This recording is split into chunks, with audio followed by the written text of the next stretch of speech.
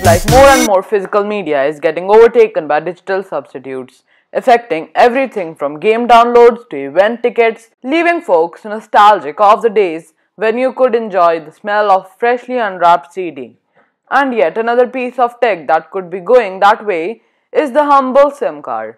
You probably know what they are. But in case you don't, they are those little chips that go into your phone and allow you to connect to a cellular network. Their function is to identify who you are to your mobile provider, so that they know that you are not some outsider trying to randomly use their network for free. But as there is for everything, SIM cards have a successor, the eSIM. A lot of mobile manufacturers are interested in moving to the eSIM, and in fact a number of flagship devices already have them, including newer iPhones, Samsung Galaxy devices, and Google's Pixel lineup. But why are we bothering to change? The biggest reason is flexibility. With traditional SIM cards, getting a new phone plan meant that you needed to physically go and pick up a card somewhere and fiddle with that stupid little tray on your phone. And God help you if you lose that pokey SIM removal tool. eSIMs instead can be delivered over there by dialing a designated phone number from your provider, scanning a QR code, or using an app, making things a lot easier for frequent travelers who might need to get on a different network when they are traveling internationally. It also looks like more phones will feature both eSIM and traditional SIM support, and many eSIM devices will support storing more than one SIM code at a time.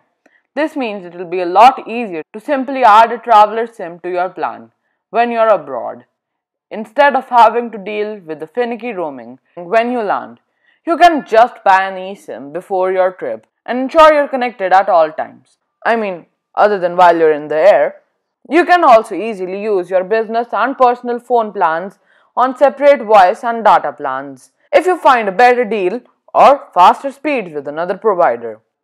That's pretty sweet, but eSIMs could end up having greater benefits than just making your phone a little bit more convenient to use. Although physical SIM cards aren't all that big, the card slots in your devices are still bulky enough to take up valuable space, a big problem in small gadgets. eSIMs, which obviously don't require that extra slot, could increase the adoption of smaller devices, like smartwatches that don't really rely on a phone to connect to a cellular network. And importantly, eSIM technology has the blessing of GSMA, meaning that cell carriers are backing it. So it really looks like it's going to be a question of when it becomes widespread as opposed to if. However, don't be surprised if your next smartphone doesn't support it, especially if you're not buying a top-of-the-end device. Although the benefits of eSIM are coming, people trying to use it currently have remarked that in many cases you still have to go into a store and buy an eSIM QR code. And moving an eSIM subscription to a different device can, at least for a time being, more complicating than just swapping a physical card. And speaking of physical cards, there is some concern that eSIM, because it's being pushed over there, is more susceptible to social engineering type attacks than traditional SIM cards are. Although there are some backstops already in place to help us keep that from happening.